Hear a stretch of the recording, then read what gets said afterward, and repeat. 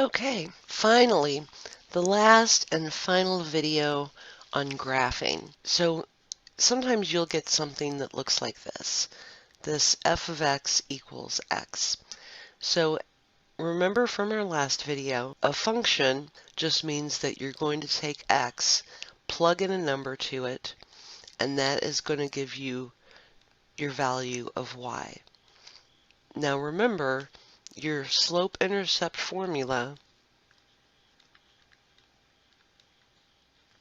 is y equals the slope times x plus the y-intercept. So what do you do when you just have this x here when the slope-intercept formula is y equals mx plus b? Well, if it's just a lonely x, then what can we tell about this slope-intercept formula? Well, if it's just x, then that means the b is equal to 0. They just left it off of the formula. So they're not going to put x plus 0 because that would just look silly. So they just leave it off because b is equal to 0. So that's why your x is alone and it doesn't have the plus a number after it, or plus b. Now what does this tell us about the slope? If there isn't any m in front of this x and the x is just by itself, well, that just means that the slope is equal to 1 because 1 times x equals x. So they're not going to put 1x down because that would look silly. So they just leave the m off and you just end up having this x.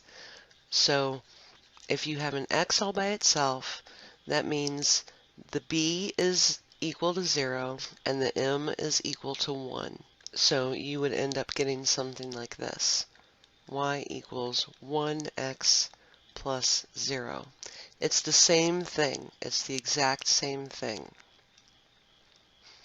So let's go ahead and solve this and see what it looks like on the graph. So when x is equal to -2 and you have a y equals 1x plus 0, then that just means the y is going to be equal to -2 as well, because -2 times 1 is -2 plus 0 is -2. So y is -2. What if x is -1? Well, that just means y is -1. If x is 0, y is 0. If x is 1, y is 1, and if x is 2, y is 2. So let's graph that and see what it looks like. So x is -2, y is -2. X is -1, y is -1. X is 0, y is 0, 1, 1, and 2, 2. So your graph just goes completely center and is perfectly diagonal in either direction. So if you have f of x equals x for your slope-intercept formula, this is what it looks like. Now, what if you have an f of x equals x plus 2? Well, that just means that the slope is still 1, but the y-intercept is 2. So you get y equals 1x plus 2. So let's see how this looks on the graph in comparison to our first line, f of x equals x. So we have x and y. So if x equals -2, then we have y equals -2 plus 2. And I just left the slope, the 1 times, off of there because we know 1 times anything is its own number. So -2 plus 2 equals 0. So if x equals -2, then y equals 0. What about if x equals -1? Well, if x equals -1, -1 plus 2 is 1, so y will equal 1. So if x is -1, y will equal 1. What about if x is 0? So 0 plus 2 equals 2. So if x is 0, y is 2. And if x is 1, y is 3. And if x is 2, y is 4. Let's graph this and see what it looks like. So x is negative 2 and y is 0. X is negative 1 and y is 1. X is 0 and y is 2. X is 1 and y is 3. And x is 2 and y is 4.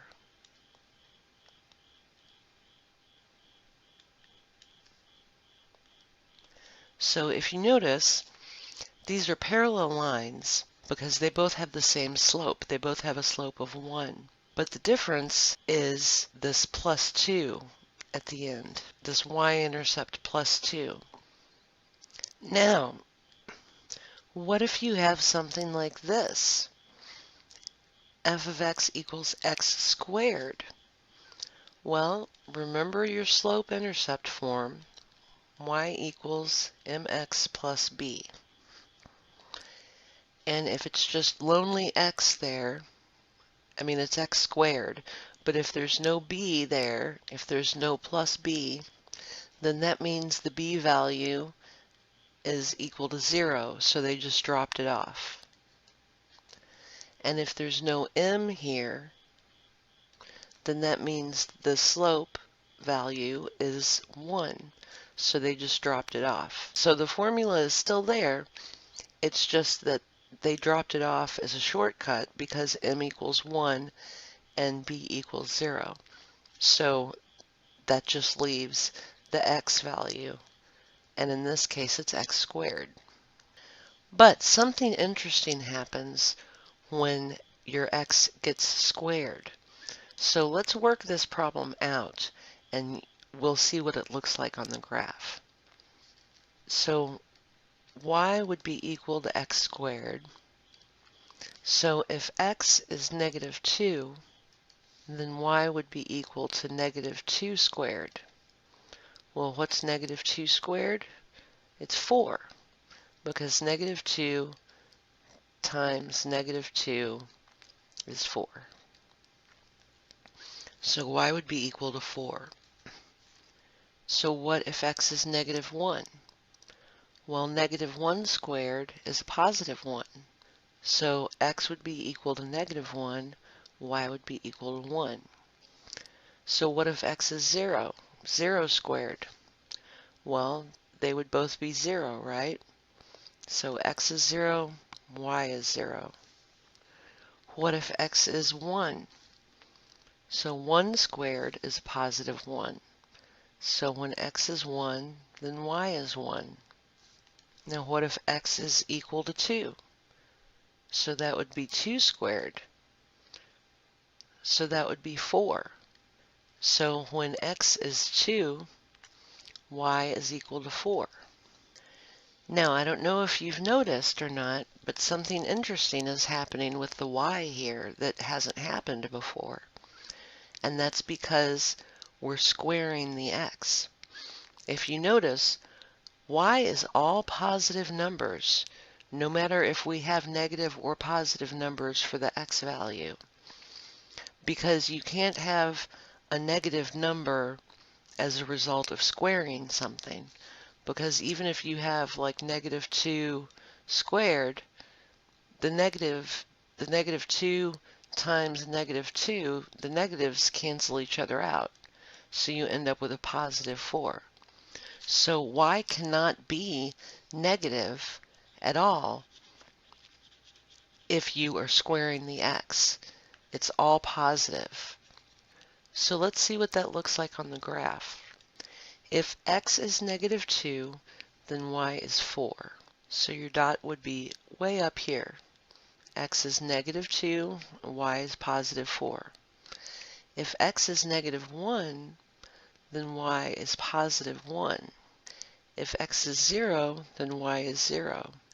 If x is positive 1, then y is positive 1.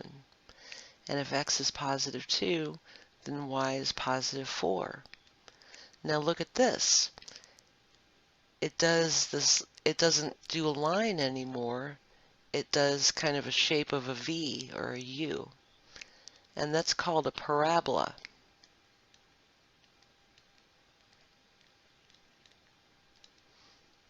When the graph line and makes a U-turn.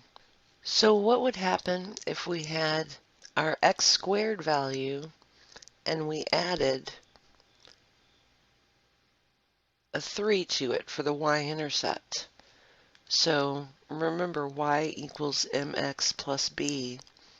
So your 3 would be your b value. And the slope is still 1, so they just don't write that because you don't write 1x, you just write x. So if x is negative 2, then you have negative 2 squared plus 3. So that negative 2 squared would be 4, and plus 3 would be 7. So negative 2, if the x is negative 2, then the y would be 7. So what if the x was negative 1? Well, negative 1 squared is just 1, so plus 3 would be 4. So if x is negative 1, y is 4. What if the x is 0? Well, 0 squared is 0, plus 3 is 3. So if x is 0, y is 3. And what if x is 1? Well, 1 squared is 1, plus 3 is 4. And what if x is 2? Well, 2 squared is 4, plus 3 is 7. So x is 2, and y is 7. So let's graph that and see what it looks like. If x is negative 2, y is 7. And that's up here, just off the page. If x is negative 1, y is 4. If x is 0, y is 3. If x is 1, y is 4. And if x is 2, y is 7. So see, it shifted up on the y-axis. So it's still the same exact u, just shifted up on the y-axis. So what if we have an x squared minus 3 instead of an x squared plus 3? How do you think this is going to shift the parabola on the graph? It's still going to be the exact same u because we have this x squared here. Or it's still going to be the same v because we have this x squared there. But if x squared plus 3 shifts the parabola up 3 notches, then wouldn't the minus 3 shift the parabola down 3 notches? Let's find out. So if x is negative 2, then we would have negative 2 squared minus 3. Well, negative 2 squared is 4, minus 3 is 1. So if x is negative 2, y is 1. So what if x is negative 1? Negative 1 squared is just 1, and 1 minus 3 is negative 2. So if x is negative 1, y is negative 2. So what if x is 0? 0 squared is 0, minus 3 is negative 3. So if x is 0, y is negative 3. And if x is 1, 1 squared is 1, and 1 minus 3 is negative 2. So if x is 1, y is negative 2. And if x is 2, well, 2 squared is 4, and 4 minus 3 is 1. So let's plot this on the graph and see what it looks like. If x is negative 2, then y is 1. If x is negative 1, then y is negative 2. If x is 0, y is negative 3. If x is 1, y is negative 2. And if x is 2, y is 1. So see, it's still the same v, the same parabola, but it is shifted downward 3 notches. So if you have an x squared minus a number, then whatever that, it's going to be a v, it's going to be that exact same v, but it's just going to be shifted down 3 notches on the y-axis. So if it's a minus 3, it's going to just go down. It's still the same v, and it's still centered right in the middle there, right on that pink line on the y-axis. It's just going to be lower. Now, we've seen what happens when the b value in y equals mx plus b. When the b value is changed, it will shift the v up. If the x is squared, then however many the b is going to shift the parabola up, or if the b is negative, it's going to shift that parabola, that v that we made on the graph, down that many notches. So let's go back to our x squared graph and put that up back on the graph so we can look at that v and see what it looks like again. If f of x equals x squared, well then if x is negative 2, then y is going to be 4. If x is negative 1, then y is going to be 1. If x is 0, then y is going to be 0. If x is 1, then y is going to be 1. And if x is 2, then y is going to be 2 squared, which is 4. So if x is negative 2, y is 4. If x is negative 1, y is 1. If x is 0, y is 0. And if x is 1, y is 1. If x is 2, y is 4. So here's the v, or the parabola as it's called. I'll write that up here again. Parabola. And we'll just leave that up there so we can compare when we do this next problem.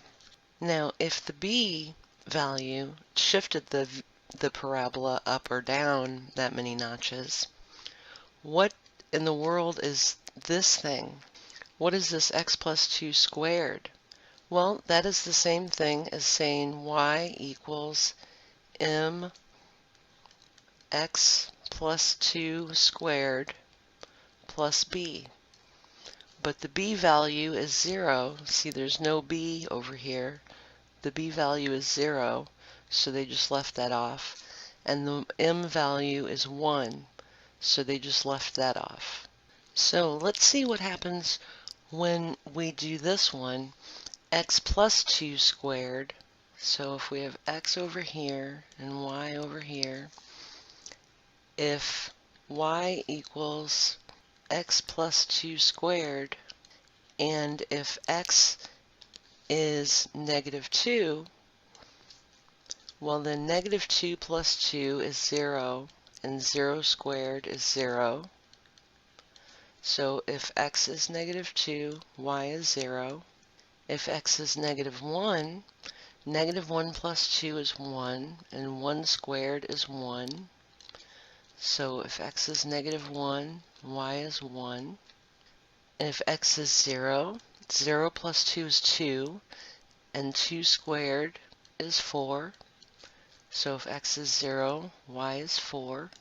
If x is 1, 1 plus 2 is 3, and 3 squared is 9. So 9 is a little bit high to go for our graph because our graph's really small. So let's do another negative number for x. If x is negative 3, then negative 3 plus 2 is 1, and 1 squared is 1. If x is negative 4, negative 4 plus 2 is 2, and 2 squared is 4. So let's see what that looks like on the graph. if x, and I'm going to start down here with x being -4, we're going to do this one first. So if x is -4, and then y is 4. If x is -3, then y is 1. If x is -2, then y is 0. If x is -1, then y is 1. If x is 0, then y is 4. And if x is 1, then y is 9, which is way up here off the graph, because we have a small graph. But look, it made the same v. But now, instead of shifting it up and down, like the b value did, if we have the extra number, the +2 in parentheses with the x, and they're both squared, then it shifts it to the left. So what if we have an x -2 squared in the parentheses? See, all I did was change the +2 to a -2. What do you think is going to happen? Well, if x +2 squared shifts the v, the parabola, left 2 notches, then x -2 squared is going to shift the v to the right 2 notches. So let's work that out and see what happens. So if x is -1, then we're going to have y equals -1 minus 2 squared. So -1 minus 2 is -3. -3 squared is 9. So if x is -1, y is 9. Now if x is 0, then we have y equals 0 minus 2 squared. 0 minus 2 is -2, and -2 squared equals 4. So if x is 0, then y would be 4. If x is 1, then we would have y equals 1 minus 2 squared. 1 minus 2 is -1, and -1 squared is just 1. If x is 2, then we would have y equals 2 minus 2 squared. 2 minus 2 is 0, and 0 squared is just 0, so y would be 0. And if x is 3, then we would have 3 minus 2 squared. 3 minus 2 is 1. 1 squared is 1. So we would have y equals 1. And if x is 4, we would have 4 minus 2 squared. Well, 4 minus 2 is 2, and 2 squared is 4. So let's graph this and see what happens. If x is -1, then y is 9, which is way up here off the chart. If x is 0, then y is 4. If x is 1, then y is 1. If x is 2, then y is 0. If x is 3, then y is 1. And if x is 4, then y is 4. So look at this. So we were right in our predictions. It's still the same parabola. It's still the same v, but it shifted to the right 2 notches. And that's because this is a -2. If this would be like a -5, it would have shifted to the right 5 notches, and it would be over here. So now we have seen what it looks like when you have an x squared. It makes a parabola. And let's do that one more time so we can make the v and look and see what the v looks like when it's x squared. So if x, then y. So if y equals x squared, and if x is -2, then y is going to be 4. If x is -1, then y is going to be 1. If x is 0, well, 0 squared is 0, so y is going to be 0. If x is 1, well, 1 squared is 1, so y is going to be 1. And if x is 2, then 2 squared is 4, so y is going to be 4. So if x is -2, y is 4. If x is -1, y is 1. If x is 0, y is 0. 1, 1, and 2, 4. So here is your x squared parabola. So here's your baseline. Here's what x squared looks like just all by itself. So now remember, if we have an x squared plus b plus some b value, whatever that b value is going to shift it up or down on the graph. So if we have y equals x squared plus 1, then it's going to be the same v, but it's going to shift it up one notch on the graph. If we have y equals x squared minus 1, then it's going to shift it down one notch on the graph. Now remember, if we have x plus 1 squared, then that's going to shift it to the left one notch. So if we have in parentheses x plus a number, I'm just going to put n for number, and then squared, then that's going to shift it to the left or to the right, whatever number this n stands for. So if we have y equals x plus 3 squared, well then it's going to shift it, whatever the sign is, it's going to shift it the opposite. So it's going to shift it to the left 3 notches. So that would look like this. 1, 2, 3. So your point of your V would be here. So it would be to the left 3 notches. If we had y equals x minus 3 squared, that's going to shift it to the right 3 notches. So 3 notches over would be your V, and your V would be over here. So what if we have both? What if we have f of x equals x plus a number squared and then a plus b to it? What would happen to the v? Because we know it's going to be a v because this is still squared. It's the squared part that makes this a v and not just a straight line, right? Well, so let's see what happens. What if we have y equals x plus 1 squared plus 1? Well, here's our x and here's our y. If x is negative 2, well, negative 2 plus 1 is negative 1, and 1 squared is 1, plus 1 is 2. So if x is negative 2, then y will be 2. If x is negative 1, negative 1 plus 1 is 0. So 0 squared is 0, plus 1 is 1. So if x is negative 1, y is 1. If x is 0, 0 plus 1 is 1 squared. 1 squared is 1, plus 1 is 2. So if x is 0, y is 2. If x is 1, 1 plus 1 is 2. 2 squared is 4, plus 1 is 5. So let's graph this and see what happens. If x is negative 2, then y is 2. If x is negative 1, then y is 1. If x is 0, then y is 2. And if x is 1, then y is 5. So if we do another plot over here, x is negative 3. Negative 3 plus 1 is negative 2.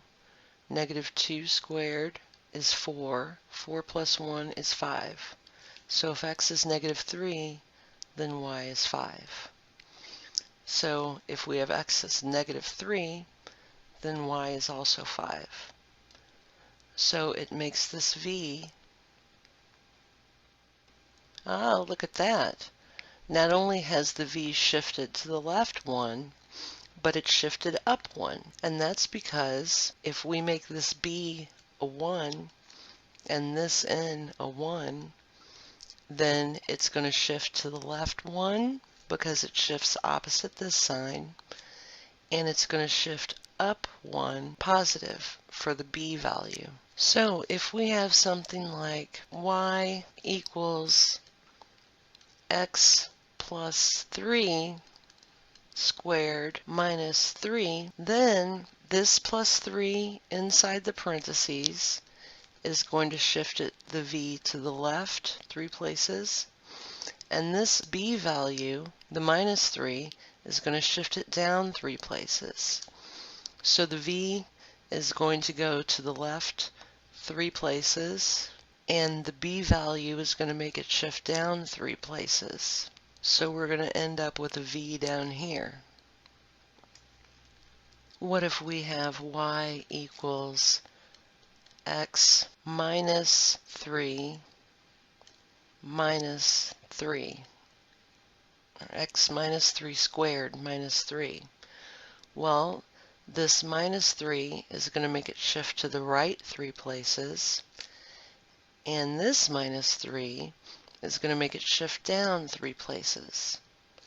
So we're going to shift this over 1, 2, 3 places, and we're going to shift it down 1, 2, 3 places. And that's the point of the V. So see, we didn't even have to make any plot points or anything. We just know this V is going to be down here somewhere, the little point of the V. Okay, so just a couple of more transformations, and that's what we're calling these, transformations. We know that f of x, when f of x equals x squared, that it makes this parabola that's centered on the 0 of the x and y axis, and it goes down like this and comes up like that. So what if we would have f of x equals negative x squared? Well, what ends up happening is that the entire value of the parabola ends up getting flipped, and it does a mirror image but upside down. So if you're going to put a negative in front of the x, then it's the exact same parabola, but it's upside down instead. Because remember, our slope-intercept formula, if there is a negative x, then this negative is going to be attributed to the slope. So that means negative 1x. So the slope is going to be a negative. So when the slope is a negative, that means things point downward. Now, what if instead of a negative, we have a number in front of the x squared? Well, once again, this 2 that's in front of the x squared is going to be the slope. So if you think about the slope, the 2 is going to equal 2 over 1, because 2 over 1 is just plain 2. So the rise is going to be up 2 and over 1 instead of the normal 1 slope, which is 1 over 1, which means up 1 over 1. So if this 2 turns the slope into up 2 over 1, what happens when you have a 2x squared instead of just an x squared? The parabola gets skinnier. This is what's called a vertical stretch, because you're stretching it upward.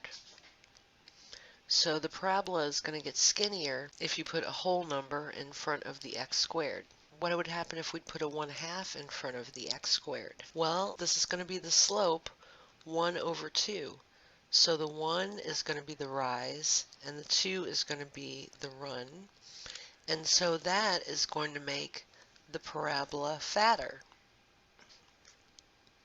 And this is called a horizontal stretch, because you're stretching it out horizontally. We can even take it a step further, and if we have f of x, and remember, if we have an x plus a number inside that parentheses and the whole thing is squared, then instead of the parabola being centered on the 0 of the x and y axis, it's going to move, since this is positive, it's going to move to the left 1. So it'll be like this. So if we put an f of x equals a 2 in front of the parentheses, then it's going to be one notch over to the left, but it's also going to be skinnier. Or if we put a 1/2 and we put a -1 there, then this whole parabola is going to get shifted over one to the right, and the 1/2 is going to make it fatter. And then we can cap that off by making this a -1/2.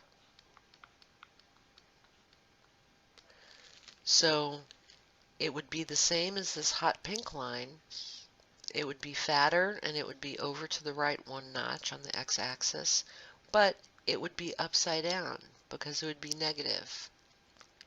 So to recap, if f of x is x squared, it's going to make this parabola, which is not quite a V, it's kind of a cross between a U and a V shape that opens upward. But if we take that and make it negative, we're going to make an upside down parabola.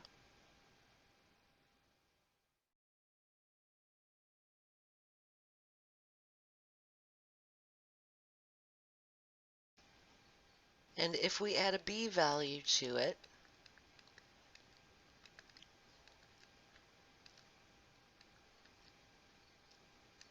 then that's going to raise it up on the y-axis, so it'll be higher, but it'll still be in the same shape.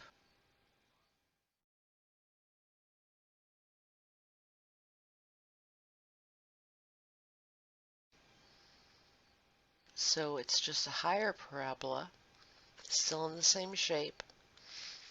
But if we add a negative to that,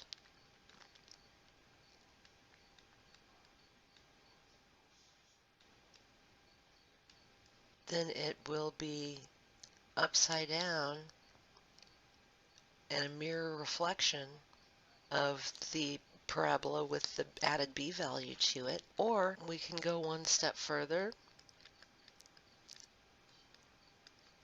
and we can add a number to the x. So now not only is it going to be higher because of this +3, this +3 is going to make it shift over to the left 3 places. So it'll be something like that.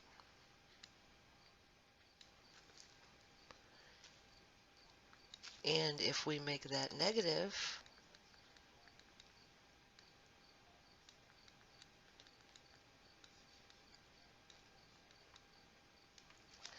then it will be an upside down parabola. Now if we take that and add a slope value to it that's over 1, a slope value that's over 1, and let's make this a -3 so we can move it over to the right so it'll get out of our way so it's not stacked on top of everything else. So it will be higher 3 points and it will be over to the right 3 points, but then since there's a whole number there, it's going to be skinnier, so it'll be something like this. And if we make that a negative,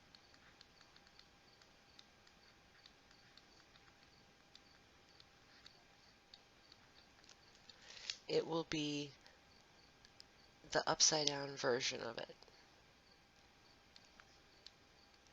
And one more, if we take that and instead add a slope that's under 1, a fraction of a slope, and this time let's make this a -3, so it'll go down 3 points. And this -3 means it's going to go to the right 3 points. Then the half slope is going to be much fatter.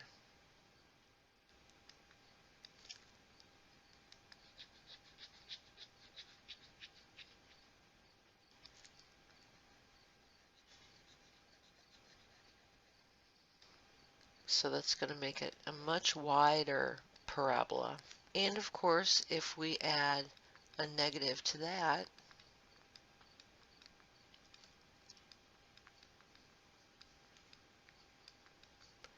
then it's just going to be the upside down. It's going to be down 3 points down the y-axis, over to the right 3 points on the x-axis, upside down, and fatter.